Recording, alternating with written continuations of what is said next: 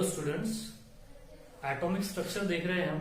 Atomic structure में हमने previous lecture में रुदरफोर्ड का एटॉमिक मॉडल देखा है, that is a Rutherford nuclear models of atom, that is a discovery of the nucleus. Nucleus की discovery कैसी हुई थी ये हम इससे प्रीवियस लेक्चर में डिस्कस कर चुके हैं। आज के लेक्चर में हम बोहर का एटॉमिक मॉडल देखने वाले हैं, लेकिन बोहर के एटॉमिक मॉडल से पहले जो बोहर का जो एटॉमिक मॉडल्स है उसने किस प्रिंसिपल का यूज किया या किस फॉर्मुलेशन का यूज किया वो देखने वाले हैं। क्या हुआ था, मैक्सवेल ने इन 1870s में क्या दिया था, एक थ्योरी दिया था। तो उस थ्योरी का जो नाम है that is a classical theory. उसमें बहुत सारे साइंटिस्ट थे जिन्होंने वर्क किया था।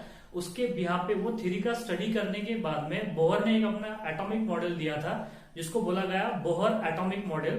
तो बोहर एटॉमिक मॉडल एक्चुअली दो फॉर्मुलेशन पे डिपेंड था। तो हम वो साइमल्टेनियसली वो जो फॉर्मुलेशंस कौन कौन से फॉर्मुलेशंस है ये डिस्कस करने वाले हैं। और उसमें कुछ कैरेक्टरिस्टिक्स वेव्स आता है, वेव्स क्या होते हैं, वेव्स की कैरेक्टरिस्टिक क्या होती है, ये सारी बातें हम आज के लेक्चर में डिस्कस करने वाले हैं। तो चलिए शुरू करते हैं। तो यहाँ पे देखिए हमने बोला है कि बोहर मॉडल जो है, बोहर एटॉमिक मॉडल्स है, अभी हमने स्टार्ट नहीं करना है बोहर एटॉमिक मॉडल। उससे पहले हमें कुछ देखना पड़ेगा कि बोहर एटॉमिक मॉडल एक्चुअली किस पे बेस करता है, किस पे डिपेंड करता है। तो यहाँ पे देखिए that is to development play a major role in the demonstration और the formulation of the Bohr atomic model. पहला जो डेवलपमेंट्स है वो है that is the dual nature of radiation. जो रेडिएशन होता है उस रेडिएशन का ड्यूअल नेचर है। पहला जो नेचर है which is called as the wave nature, और दूसरा जो नेचर है वो है which is called as the particle nature. तो रेडिएशन जो है उसके दो तरह के नेचर होते हैं, उसका वेव नेचर भी होता है और कौन सा होता है, पार्टिकल नेचर भी होता है। हमको पता है कि लाइट जो सन से आ रही है डायरेक्ट अर्थ पे जो आ रही है उसे रेडिएशन बोलोगे। क्या बोलोगे, रेडिएशन। तो उस रेडिएशन का वेव नेचर भी होता है और क्या होता है, पार्टिकल नेचर। उसमें अंदर पार्टिकल भी होते हैं और वेव्स भी होती है। ठीक है, देखने वाले हम। नेक्स्ट जो है वो है that is the experimental result regarding to the atomic spectra. Atomic spectra क्या होता है, एटॉमिक स्पेक्ट्रा दैट इज, मैंने आपको पहले बोला है कि that is the fingerprint of elements which is called as the atomic spectra. Particular wavelength की लाइट क्या करते हैं, एब्सॉर्ब करते हैं, और पर्टिकुलर वेवलेंथ की लाइट क्या करते हैं, इमिट करते हैं। तो उसकी वजह से हमको क्या मिलते हैं, स्पेक्ट्रा मिलता है। ये स्पेक्ट्रा भी हम देखने वाले हैं। जैसे कि आपको पता है रेनबो होता है, तो रेनबो में 7 कलर्स होते हैं। तो वो एक तरह का क्या है, स्पेक्ट्रा ही है। Violet, Indigo, blue, green, orange, red, yellow, इस तरीके से होते हैं। वो उसी तरीके से स्पेक्ट्रम होता है। तो स्पेक्ट्रा भी हम देखने वाले हैं। तो देखिए यहाँ पे experimental result regarding to the atomic spectra which can be explained using the quantized energy level of atom। quantized energy level of atom। अब ये बात आती है कि quantized energy level of atom क्या होती है। quantized energy level of atom actually क्या होती है, कोई भी एटम पर्टिकुलर वेवलेंथ की एनर्जी क्या करता है, पर्टिकुलर वेवलेंथ की लाइट एब्सॉर्ब करता है। तो उस लाइट में जो है वो क्या होती है, एनर्जी होती है। तो वो एनर्जी जो आती है सन के पास से, मान लो हमारे पास में जो सन से जो हमें एनर्जी मिलती है, जो रेडिएशन मिलती है, वो स्मॉल एनर्जी पैकेट्स में मिलती है। तो that's such small energy packets which is called as the photons. हम फोटॉन्स भी है, ये भी बातें हम डिस्कस करने वाले हैं। तो यहाँ पे देखिए, तो वो जो एनर्जी होती है वो कैसी होती है, क्वांटाइज होती है। कैसी होती है, क्वांटाइज। क्वांटाइज का मतलब होता है फिक्स होती है। क्वांटाइज का मतलब क्या होता है, फिक्स। तो ये भी बात हम डिस्कस करेंगे। तो देखिए यहाँ पे कि दो फॉर्मुलेशंस है जिसके ऊपर बोहर का एटॉमिक मॉडल क्या करता है, बेस करता है। पहला है dual nature of radiation. Radiation जो है उसका ड्यूअल नेचर है, एक वेव नेचर है, दूसरा कौन सा नेचर है, पार्टिकल नेचर है। नेक्स्ट है atomic spectra and the quantized energy of the atoms. Next अब यहाँ पे क्वेश्चन आता है कि व्हाट इज वेव्स। हमने यहाँ तो बोला है कि रेडिएशन का पार्टिकल नेचर है as well as the wave nature है। तो वेव्स क्या होती है, व्हाट इज वेव्स। अब आपके जहन में क्या होता होगा, वेव क्या होती होगी। जैसे कि फॉर एग्जांपल वेव, मैंने अभी बोला है कि जो लाइट्स आ रही है सन से अर्थ तक पहुंच रही है वो in the form of waves के फॉर्म में आ रही है। लहर जिसे कहते हैं which is called as the waves. जैसे कि बहुत सारी वेव्स है, साउंड वेव्स है इस तरीके से साउंड वेव्स होती है। या फिर अगर हम क्या करोगे, पानी में अगर हम कंकर अगर फेंकते हैं तो उसमें कैसे रिपल प्रोड्यूस होते हैं, this are also waves that is ripples. या फिर रोप्स है, रोप को इस तरीके से आप क्या करोगे, इस तरीके से आप क्या करोगे उसको, मतलब अगर एनर्जी दोगे उसे तो उसमें भी क्या प्रोड्यूस होगी, रिपल वेव्स प्रोड्यूस होगी। So this are the waves. तो यहाँ पे नेक्स्ट देखिए, नेक्स्ट क्या होता है कि wave, what is a waves. Wave is a mode of transmission of energy. Wave is a mode of transmission of energy, or that's the energy is transmitted. Energy is a transmitted from one location to another location. एक location से दूसरे location में energy क्या होती है? एक जगह से एनर्जी दूसरी जगह पे जाना. That is the transmission of energy in the form of waves. In the form of waves, which is called in the form of wave, which is called as the waves. यहाँ पे देखिए actually क्या है? It is a mode of transmission of energy through medium से भी यहाँ पे energy transmit हो सकती है. मीडियम से भी एनर्जी क्या हो सकती है? ट्रांसमिट हो सकती है. या फिर स्पेस मतलब वैक्यूम में भी एनर्जी क्या हो सकती है? ट्रांसमिट हो सकती है. तो जो मीडियम में या फिर स्पेस में या वैक्यूम में जो एनर्जी का ट्रांसमिशन हो रहा है from one location to another location, from one location to another location, which is called, उसे क्या बोला जाता है? वेव्स बोला जाता है. मतलब wave is nothing but the mode of transmission of energy through a medium और अ स्पेस में से. जैसे कि मैंने आपको बोला है, अगर हम क्या करेंगे वाटर में, अगर हमें क्या कर देंगे, एक कंकर अगर पत्थर अगर फेंक देंगे तो उसमें क्या हो जाएगा? रिपल प्रोड्यूस होगी. मतलब वहां पे एनर्जी का क्या हुआ? ट्रांसमिशन हुआ थ्रू मीडियम क्या है? वहां पे वाटर है. जैसे कि उसी तरीके से एक्स रेज है, अल्ट्रावायलेट रेज है, माइक्रोवेव्स है. माइक्रोवेव्स आपको पता है मोबाइल में जो होती है, जो वेव्स होती है, माइक्रोवेव्स होती है, रेडियो वेव्स होती है. उन्हें किसकी जरूरत नहीं है? मीडियम की जरूरत नहीं है. वो स्पेस में या वैक्यूम में भी क्या करती है? ट्रैवल करती है. तो such mode of transmission of energy from one location to another location which was called as the waves कहा गया उसे. ठीक है, तो ये मीडियम से भी हो सकता है और स्पेस में भी हो सकता है. तो यहाँ पे देखिए कि कुछ रेस को हमने बोला है, कुछ वेव्स को प्रोपैगेट होने के लिए या ट्रांसमिट होने के लिए मीडियम की जरूरत है, और कुछ वेव्स जो है वो किसमें से ट्रैवल कर रही है? स्पेस में से या वैक्यूम से भी ट्रैवल कर रही है. तो ऐसी वेव्स जिसको मीडियम की रिक्वायरमेंट है, that is the waves which require the medium to transmission or medium to propagate. Such waves which waves require the medium to propagate, ऐसी वेव्स की जिन्हें मीडियम की जरूरत होगी प्रोपैगेट होने के लिए, उन्हें बोला जाता है that is the mechanical waves. What are the which waves? Mechanical waves. और those waves which do not require the और don't require the medium to propagate, जिन्हें मीडियम की जरूरत नहीं है, don't require the medium to propagate, such waves which is called as the non mechanical waves. आपको बात समझ में आ गई होगी कि मैकेनिकल वेव्स क्या होती है. जिन्हें वेव्स तो समझ में आ गया, it is a mode of transmission of energy. और जो वेव्स को मीडियम वेव्स का जो एनर्जी का जो ट्रांसमिशन होता है वो या तो किससे होगा? मीडियम से होगा या फिर वैक्यूम से होगा. तो जिसे मीडियम की जरूरत होगी, जैसे कि ripples in water that require the water is the medium. Sound waves, ये भी क्या है? मीडियम की जरूरत है. अगर मीडियम नहीं होगा तो मेरी आवाज आपको सुनाई नहीं देगी. मैं जो बोल रहा हूँ, जो वेव्स यहाँ से जो वॉल्यूम जो एक्चुअली वेव्स निकल रही है, this are the sound waves. अगर इसका कोई अगर यहाँ पे मीडियम ना हो तो साउंड आपको सुनाई नहीं देगी. ठीक है, तो उसको साउंड वेव्स को किसकी जरूरत होती है? मीडियम की जरूरत होती है. और एक्स रेज हो गया, IR rays, infrared radiations, ultraviolet rays, radio waves और दी माइक्रोवेव्स. आपको पता है रेडियो वेव्स हमारे चारों तरफ से रेडियो वेव से घिरे होते हैं. अगर कोई हम डिवाइस ले ले, एक अगर डिवाइस ले ले और उसे ऑन कर दे, पर्टिकुलर फ्रीक्वेंसी पे एडजस्ट कर दे, तो हमें आवाज सुनाई देती है. जैसे कि एफएम वगैरह हो गया. एफएम आपने सुना है ना? एफएम वगैरह सुनते हैं ना, पर्टिकुलर फ्रीक्वेंसी का मैं नाम नहीं लूंगा, बहुत सारे एफएम्स है, एफएम स्टेशन होते हैं जिसमें पर्टिकुलर फ्रीक्वेंसी पे एडजस्ट करने के बाद में हमें आवाज सुनाई देती है. आपको बात समझ में आ गई होगी. अब जल्दी से स्क्रीनशॉट लीजिए. हम उसके बाद में कैरेक्टरिस्टिक ऑफ वेव्स क्या होती है ये देखने वाले हैं. What is the characteristic of wave? इसमें वेव्स की क्या होती है? वेवलेंथ होती है, फ्रीक्वेंसी होती है, पर्टिकुलर एनर्जी होती है, इलेक्ट्रोमैग्नेटिक वेव्स क्या है, ये सारी बातें डिस्कस करने के बाद में ही हम जंप करेंगे बोहर एटॉमिक मॉडल पे. तो आप जल्दी से स्क्रीनशॉट लीजिए.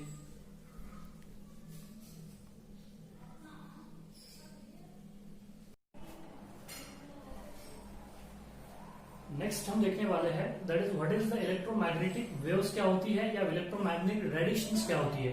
अब आपको वेव्स तो समझ में आ गया होगा कि waves is a mode of transmission of energy through medium और स्पेस और vacuum from one location to another location which is called as the waves. उसके बाद में देखिए दो तरह की वेव्स है, एक है मैकेनिकल, दूसरी है नॉन मैकेनिकल. उसके बाद में नेक्स्ट आगे बढ़ते हैं, हम डिस्कस करने वाले हैं इलेक्ट्रोमैग्नेटिक वेव्स. कौन सी वेव्स? Electromagnetic waves. तो इलेक्ट्रोमैग्नेटिक वेव्स क्या होती है समझिए पहले यहाँ पे कि इलेक्ट्रोमैग्नेटिक वेव्स प्रोड्यूस कैसे होती है. पहले देख लीजिए, अगर कोई चार्ज पार्टिकल है these are the electrically charged particle that oscillate अगर इलेक्ट्रिकली चार्ज पार्टिकल अगर ऑसिलेट होता है, अगर वो मोशन में अगर आ जाए, इलेक्ट्रिकली चार्ज पार्टिकल अगर वो मोशन में आ गए तो वो दो तरह की फील्ड प्रोड्यूस करता है। पहली फील्ड है which is called as the electric field, और दूसरी जो फील्ड होती है वह which is called as the magnetic field. फिर से सुनिएगा कि कोई भी चार्ज पार्टिकल अगर वो ऑसिलेट होता है तो ऑसिलेट होने की वजह से वो दो तरह की फील्ड प्रोड्यूस करेगा, एक प्रोड्यूस करेगा इलेक्ट्रिक फील्ड और दूसरी प्रोड्यूस करेगा मैग्नेटिक फील्ड। और ये जो इलेक्ट्रिक और मैग्नेटिक फील्ड अल्टरनेटिवली प्रोड्यूस होती है। कैसी प्रोड्यूस होती है? अल्टरनेटिवली। और ये अल्टरनेटिवली जो प्रोड्यूस होगी इलेक्ट्रिकल और मैग्नेटिक फील्ड, वो होगी इन the form of waves, in the form of waves. अगर वो वेव्स के फॉर्म में अगर प्रोड्यूस होती है तो उसे बोला जाता है that is the electromagnetic waves.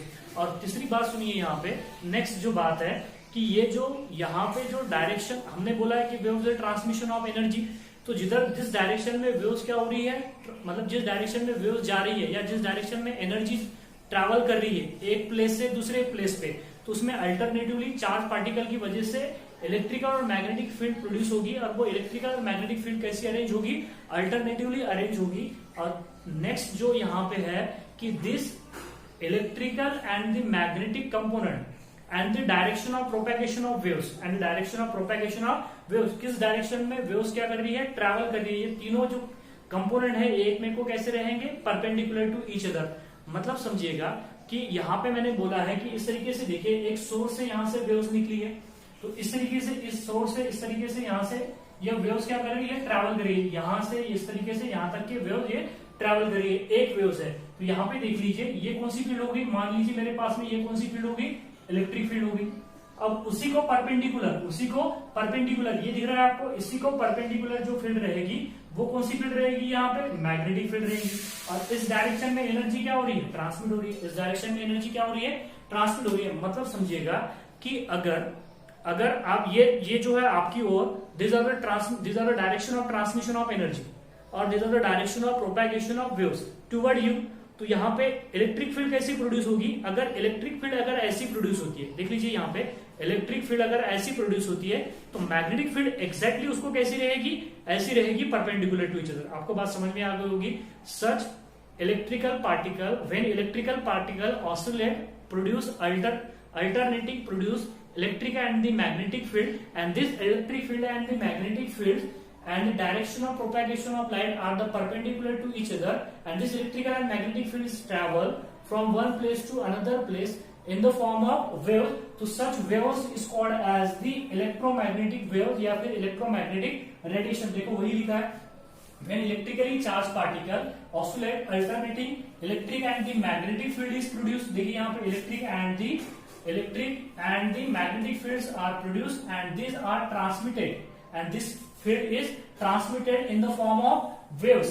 वो क्या करती है? इलेक्ट्रिक फील्ड और मैग्नेटिक फील्ड क्या होती है? ट्रांसमिट होती है, and this transmitted field in the form of waves, तो उसी को क्या बोला जाता है? EMR, that is electromagnetic waves या फिर इलेक्ट्रोमैग्नेटिक रेडिएशन बोला जाता है। नेक्स्ट यहाँ पे देखिए electric magnetic components and the direction of propagation of wave, जिस डायरेक्शन में एनर्जी ट्रैवल कर रही है, तो this are the direction of propagation of waves are perpendicular to each other. आपको बात समझ में आ गई होगी। अब इसके बाद में आप जल्दी से स्क्रीनशॉट लीजिएगा। इसके बाद में हम कैरेक्टरिस्टिक ऑफ वेव्स देखने वाले हैं। जैसा कि सबसे पहले वेव्स को क्या होती है? वेवलेंथ होती है। तो वेवलेंथ हम देखने वाले हैं, metre, centimetre, angstrom, nanometre, micrometre, क्या होती है वेवलेंथ। ये वेव समझ में आ गई आपको। This are the waves. इस तरीके से वेव्स क्या होती है? दिस आर द रिपल्स, जैसे कि रिपल्स इन वाटर, उसी तरीके से लहर जो होती है उसी की क्या बोला जाता है? वेव्स बोला जाता है। जल्दी से स्क्रीनशॉट लीजिएगा, आगे बढ़ते हैं। चलिए तो आगे बढ़ते हैं। That is the characteristic of waves देखने वाले हैं हम। सबसे पहला जो कैरेक्टरिस्टिक मतलब देखने वाले हैं वो है which is called as the wavelength। अब क्या होती है वेवलेंथ? देखिए, फोकस करिएगा, छोटी छोटी बातें हैं, हमको यहाँ पे ध्यान देना है। That is the first which is called as the wavelength, and that wavelength is denoted by the lambda। तो क्या होगी वेवलेंथ? अब देख लीजिए, एक सोर्स से यहाँ से वेव्स निकल रही है, मेरे पास में एक सोर्स है जहां से क्या निकल रही है? वेव्स, और इस डायरेक्शन में क्या कर रही है? ट्रैवल कर रही है। तो देख लीजिए इस तरीके से वेव्स होगी, इस तरीके से वेव क्या कर रही होगी? ट्रैवल कर रही होगी। तो आपको दिख रहा है कि ये जो हाइट है, ये height of this waves, height of this wave, इसको बोला जाता है दैट इज क्रिस्ट। क्या बोला जाता है इसको? क्रिस्ट बोला जाता है। This are the also height of this waves which is called as, इसको भी क्या बोलोगे आप? क्रिस्ट बोलोगे। और this are the depth of this waves, जो खड्डा दिख रहा है आपको, डेप्थ जो दिख रही है उसे बोला जाता है ट्रफ। क्या बोला जाता है? That is TROUGH which is called as, क्या बोला जाता है? ट्रफ। तो ये भी क्या होगा, यहाँ पे जो गड्ढा है यहाँ पे विच इज कॉल्ड एज, इसको क्या बोलोगे आप? ट्रफ बोलोगे। तो ये बात आपको समझ में आ गई कि ये वेव्स यहाँ से सोर्स से निकली, तो जो हाइट है उसे बोला जाता है क्रिस्ट, और जो यहाँ पे दिख रहा है आपको डेप्थ दिख रही है इसको बोला जाता है ट्रफ। अब यहाँ पे देखिए कि दो सक्सेसिव क्रस्ट और दो नेबरिंग क्रस्ट, या दो कंसेक्यूटिव क्रस्ट और दो कंसेक्यूटिव ट्रफ के बीच में का जो डिस्टेंस है, मतलब ये डिस्टेंस देख लीजिए यहाँ पे, ये जो डिस्टेंस दिख रहा है आपको दो सक्सेसिव क्रस्ट में का, दो सक्सेसिव देख लीजिए यहाँ पे, ये भी क्या है? क्रस्ट है। लेकिन ये क्रस्ट के बाद में ये क्रस्ट सक्सेसिव नहीं होगा, ये क्रस्ट के बाद में ये वाला क्रस्ट क्या होगा? सक्सेसिव होगा। सक्सेसिव का मतलब होता है कंसेक्यूटिव, कंसेक्यूटिव का मतलब होता है that is neighbour. Two neighbour crest या टू नेबर क्या लो आप? ट्रफ लो, उनके बीच में का जो डिस्टेंस होगा that distance which is called as, जिसको क्या बोलोगे आप? Lambda. Lambda which is called as the wavelength. या फिर आप ऐसा भी कर सकते हो, यहाँ पे दो सक्सेसिव ट्रफ में का डिस्टेंस भी ले सकते हो, उसे क्या बोलोगे आप? दैट इज द लैम्डा बोलोगे। लैम्डा बोले तो क्या हो जाएगा? वेवलेंथ हो जाएगा।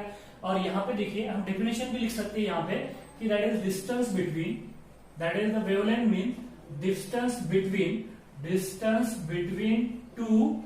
To neighbouring, distance between the two neighbouring क्या बोलोगे? टू नेबरिंग क्रस्ट, और क्या बोलोगे आप? CREST क्रस्ट, और टू नेबरिंग, और क्या बोलोगे आप? Two neighbouring trough which is called as, जिसको क्या बोलोगे आप? That is the lambda which is called as the wavelength. तो आपको बात समझ में आ गई होगी। तो ये लैम्डा किस में काउंट करेंगे आप? दैट इज लैम्डा काउंट करोगे या तो किस में? दैट इज मीटर में, या फिर सेंटीमीटर में, या फिर दैट इज माइक्रोमीटर में, या फिर नैनोमीटर में, या फिर किस में कर सकते हो आप? एंगस्ट्रॉम में। एंगस्ट्रॉम के अलावा दैट इज द पिकोमीटर या फिर पिकोमीटर। तो एक बात ध्यान में रखिएगा, कन्वर्शन से 1 मीटर इज इक्वल टू होता है 10 to the power -10 centimetre, that is 1 metre is equal to 10 to the power 2 centimetre, मतलब 100 centimetre is equal to 1 metre, ये आपको पता है। विच इज इक्वल टू होता है 10 to the power 6 micrometre, which is equal to होता है that is 10 to the power 9 nanometre, 10 to the power 9 nanometre, which is equal to क्या होगा? 10 to the power 10 एंगस्ट्रॉम, और विच इज इक्वल टू होगा 10 to the power 12 picometre हो जाएगा। ये बात भी आप ध्यान में रखिएगा यहाँ पे कि इस तरीके से जो होती है ये होती है वेव्स हो जाएगी। अब ये यहाँ पे देखिए, ये जो हो जाएगी ये कंप्लीट वेव्स हो जाएगी, यहाँ तक ये क्या हो जाएगी? Complete wave. फिर यहाँ से ये यहाँ तक की जो हो जाएगी दूसरी वेव्स हो जाएगी। क्या हो जाएगी? दूसरी waves. So that is a number of waves pass at a particular point in 1 second which is called as, क्या बोलते हैं उसको? दैट इज द फ्रीक्वेंसी बोलते हैं उसको। क्या बोलते हैं उसको? फ्रीक्वेंसी। मतलब वेव्स की ये क्या हो गई? एक साइकिल होगी। मतलब वेव्स की क्या होगी? This are the waves. अगर हम 1 साइकिल अगर बोलोगे वेव्स की तो इस तरीके से होगी। This are the 1 cycle, this are the 1 complete cycle. 1 complete cycle का मतलब होता है यहाँ पे, this are the 1 complete cycle का मतलब होगा दिस आर द 1 वेव। ये वेव्स अगर हम बोलोगे 1 वेव्स कितनी होगी? इतनी होगी। एक क्रिस्ट और एक ट्रफ, और यहाँ पे ध्यान में रखिएगा जो क्रिस्ट की हाइट जितनी होगी ट्रफ की डेप्थ भी उतनी होगी।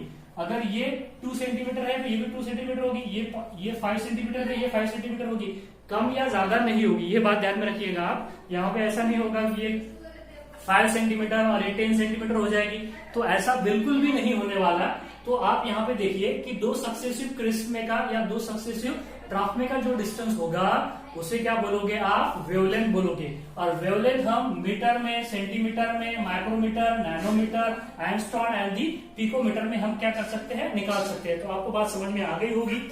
नेक्स्ट यहाँ पे देखिए आप कि जो वेवलेंथ है इस डायरेक्शन में एनर्जी जाती है, ये आपको पता है। इस डायरेक्शन में क्या जाती है? एनर्जी जाती है। तो जो वेवलेंथ है, वेवलेंथ जो होती है ये इनवर्सली प्रोपोर्शनल टू होती है एनर्जी, इनवर्सली प्रोपोर्शनल टू होती है एनर्जी। इसका क्या मतलब है? इसका ये मतलब है कि अगर यहाँ पे लैम्डा अगर मैक्सिमम है तो यहाँ पे एनर्जी क्या हो जाएगी? मिनिमम हो जाएगी। लैम्डा मैक्सिमम है तो एनर्जी क्या हो जाएगी? मिनिमम। अगर एनर्जी बढ़ेगी तो वेवलेंथ क्या हो जाएगी? कम हो जाएगी। अगर वेवलेंथ कम होगी तो एनर्जी ज्यादा होगी। मतलब समझिएगा यहाँ पे अगर मेरे पास में एक वेव्स है, देखिए यहाँ पे आपको समझ में आएगा, ये वेव्स है इस डायरेक्शन में ट्रैवल कर रही है, इसकी इधर एनर्जी होगी, अब यहाँ पे देख लीजिए आप, आपको साफ साफ दिखाई दे रहा है कि यहाँ पे वेवलेंथ कैसी है, दिस आर द वेवलेंथ कैसी है, मैक्सिमम है। तो इसकी एनर्जी क्या होगी, इसकी एनर्जी जो होगी वो क्या होगी, मिनिमम होगी। एनर्जी क्या होगी, मिनिमम होगी। या तो फिर दूसरा देख लीजिए कि हमारे पास में एक वेव्स ट्रेवल कर रही है, यहाँ पे देखिए एक पर्टिकुलर एरिया से नंबर ऑफ वेव्स जो है ज्यादा पास हो रहे हैं, तो यहाँ पे वेवलेंथ क्या हो जाएगी, कम हो जाएगी। दिख रहा है आपको, साफ साफ दिख रहा है, यहाँ पे लैम्डा कम है, यहाँ पे लैम्डा बहुत ज्यादा है। तो यहाँ पे क्या बोलोगे आप, लैम्डा मिनिमम, तो एनर्जी क्या रहेगी, मैक्सिमम रहेगी। एनर्जी क्या रहेगी, maximum. So this are the all about the wavelength. तो क्या होती है wavelength, this are the distance between the two successive crest और टू नेबरिंग क्रिस्ट और the trough which is called as the wavelength. इसके बाद में नेक्स्ट जो बोला है कि कितने नंबर ऑफ वेव्स, ये वेव्स हो गया, this are the one complete cycle which is called as the one wave. एक पर्टिकुलर पॉइंट से कितने नंबर ऑफ वेव्स ट्रैवल करते हैं in 1 second which is called as the frequency, and the frequency which was denoted by a nu से denote करते हैं या F से डिनोट करते हैं, देखने वाले हैं। जल्दी से स्क्रीनशॉट लीजिएगा। नेक्स्ट आगे बढ़ते हैं। देखिए what is mean by frequency. तो फ्रीक्वेंसी क्या होता है, that is the number of waves pass a particular point in 1 second. मतलब समझिएगा, यहां से हमारे पास से देखिए एक सोर्स है, इस सोर्स से यहां से इस तरीके से, यहाँ पे देखिए इस सोर्स से वेव्स निकल रही है, इस तरीके से नंबर ऑफ वेव्स निकल रही है।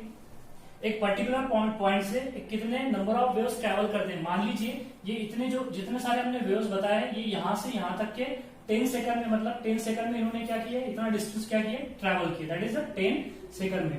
तो अब यहाँ पे देखिए इनको, ये जो वेव्स को जो टाइम यहाँ से यहाँ तक ट्रैवल करने के लिए कितना टाइम लगा है, 10 सेकंड लगा है। तो यहाँ से यहाँ तक की कितनी नंबर ऑफ वेव्स ट्रैवल हुई, so that is the frequency which is denoted by mu, that's the frequency which is denoted by mu which is equals to number of waves, number of waves. देखिए यहाँ पे number of waves upon the total time, upon the total time, इतने particular time में, एक second में या particular time में कितनी नंबर ऑफ वेव्स यहाँ से ट्रैवल कर गई, उसी स्क्वाड उसको क्या बोला जाता है, उसकी फ्रीक्वेंसी।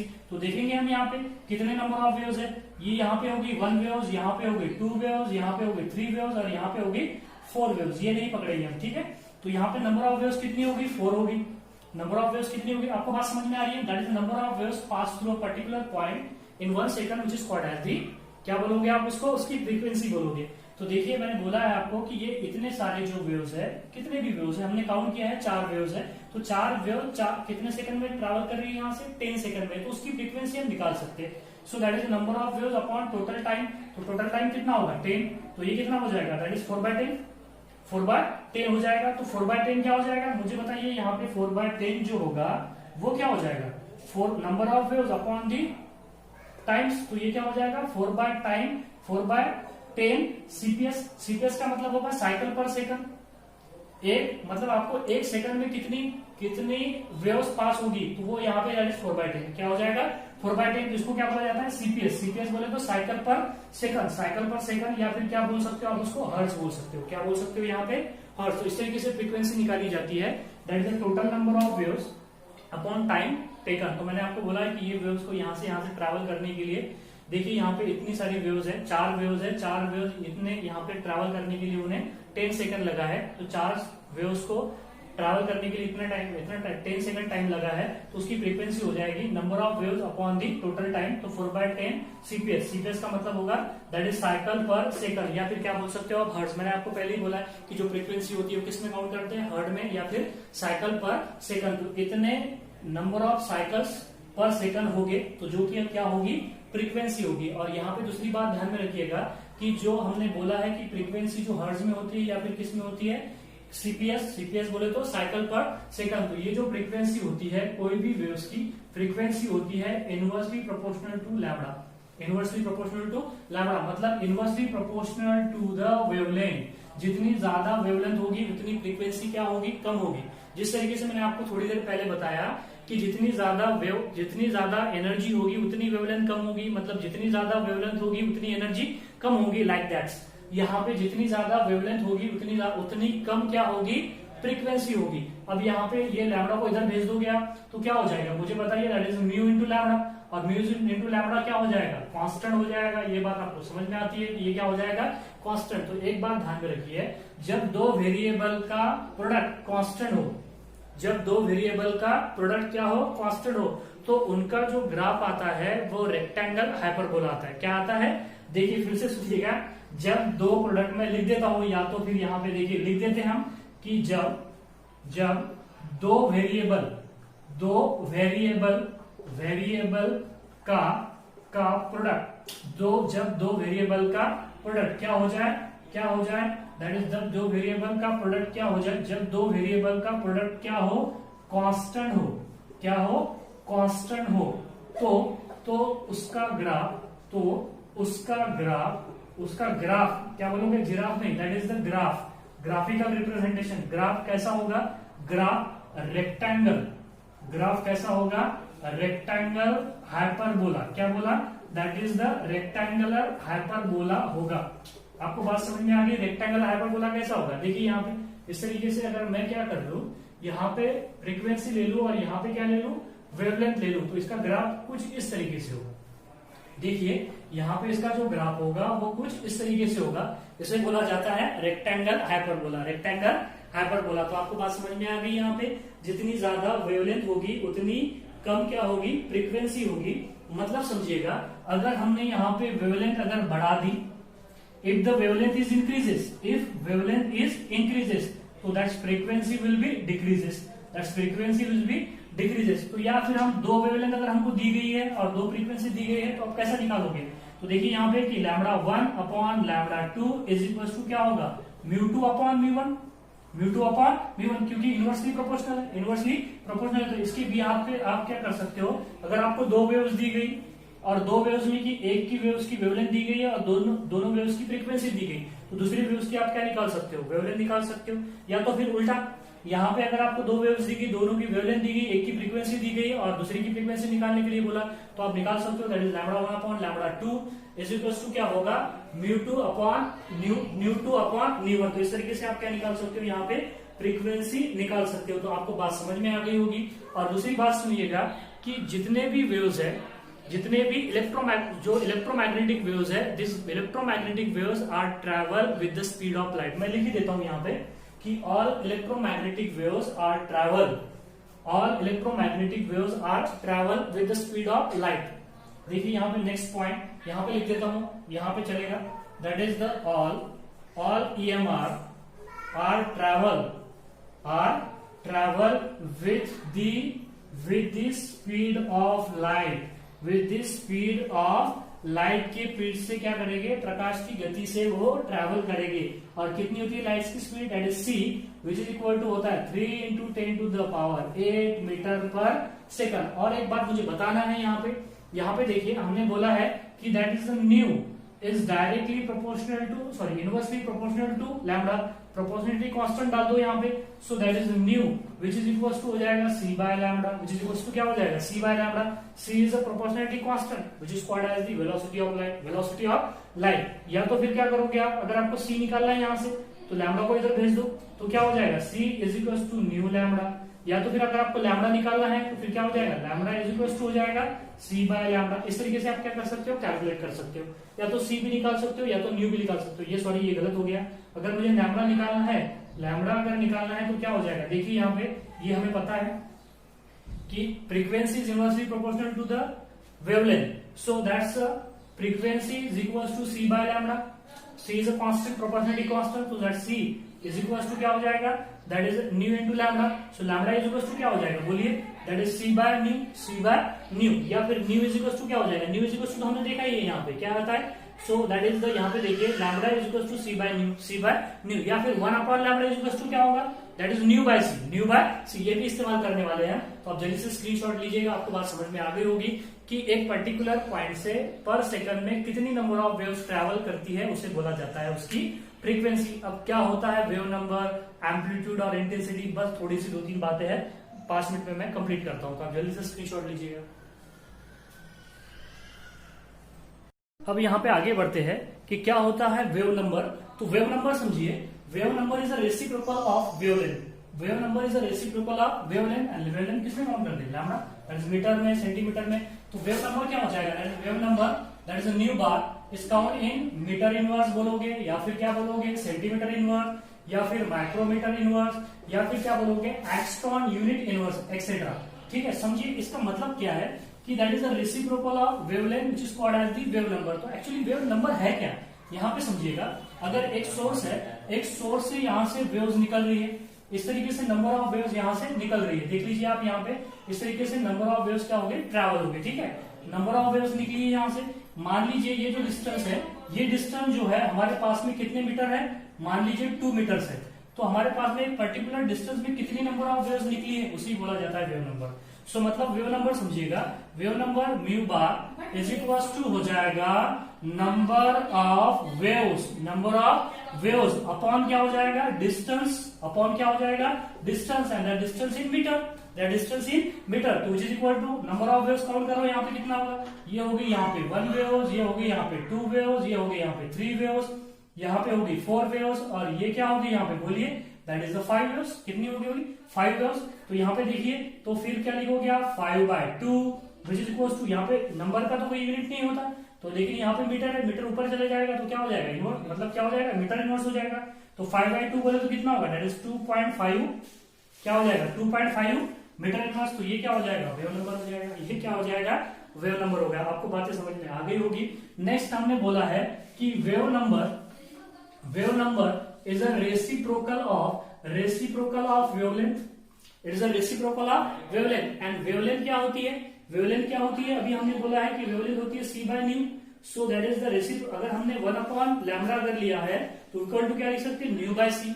मतलब यहाँ पे क्या लिख सकते हैं आप, that is the nu/c लिख सकते हो आप। मतलब समझिएगा, अगर लैम्बडा मैक्सिमम है तो समझिए यहाँ पे इसका क्या मतलब है, इसका मतलब है कि लैम्बडा अगर मैक्सिमम है, लैम्बडा अगर मैक्सिमम है तो यहाँ पे देखिए कि फ्रीक्वेंसी क्या होगी, मिनिमम होगी। फ्रीक्वेंसी क्या होगी बोलिए, दैट इज फ्रीक्वेंसी क्या होगी, यहाँ पे मिनिमम होगी। अगर फ्रीक्वेंसी मिनिमम है तो ये न्यू बार वेव नंबर क्या होगा, वेव नंबर क्या होगा, वो भी मिनिमम होगा, वो भी क्या होगा, यहाँ पे wave number is also minimum. और एनर्जी भी क्या होगी, मिनिमम। चारों बातें साइमल्टेनियसली लिख रहा हूं, यहाँ पे एनर्जी आल्सो क्या होगी, मिनिमम होगी। आपको बात समझ में आ गई होगी कि देखिए यहाँ पे अगर लैम्बडा अगर ज्यादा है तो वेव फ्रीक्वेंसी क्या होगी, मिनिमम होगी, वेव नंबर भी क्या होगा, मिनिमम होगा, एनर्जी भी क्या होगी, मिनिमम होगी। दूसरा बात समझिएगा, अगर लैम्बडा मिनिमम है तो यहाँ पे wave that is the frequency क्या होगी, यहाँ पे मैक्सिमम होगी। फ्रीक्वेंसी मैक्सिमम होगी मतलब वेव नंबर क्या होगा, वेव नंबर भी क्या होगा, मैक्सिमम होगा। वेव नंबर मैक्सिमम होगा मतलब एनर्जी भी क्या होगी, मैक्सिमम होगी, एनर्जी भी क्या होगी, मैक्सिमम होगी। लास्ट हम डिस्कस करने वाले हैं which is called as the amplitude, and amplitude is denoted by letter A. Next समझिएगा एम्पलीट्यूड क्या होता है, amplitude is the height of crest और द डेप्थ ऑफ ट्रफ। ये देखिए फ्रॉम द मीन पोजीशन जो हाइट है उसे बोला जाता है एम्पलीट्यूड, या फिर जो डेप्थ है उसे भी क्या बोला जाता है, एम्पलीट्यूड बोला जाता है। तो आपको बात समझ में आ गई होगी कि एम्पलीट्यूड इज बोले तो हाइट ऑफ क्रेस्ट और the depth of trough which is called as the amplitude. और यहाँ पे एक नेक्स्ट पॉइंट समझिएगा कि इंटेंसिटी क्या होती है, intensity I is directly proportional to energy होती है, और intensity is directly proportional to होती है A²। ये बात ध्यान में रखिएगा, मतलब A इज इक्वल टू होगा, A is directly proportional to root of I। Intensity that is the intensity क्या होगी, डायरेक्टली प्रोपोर्शनल टू क्या होगी, एनर्जी होगी। तो ये आपको सारी बातें समझ में आ गई होगी। इसके आगे का जो नेक्स्ट जो टॉपिक है वो हम नेक्स्ट लेक्चर में डिस्कस करने वाले हैं। Thank you.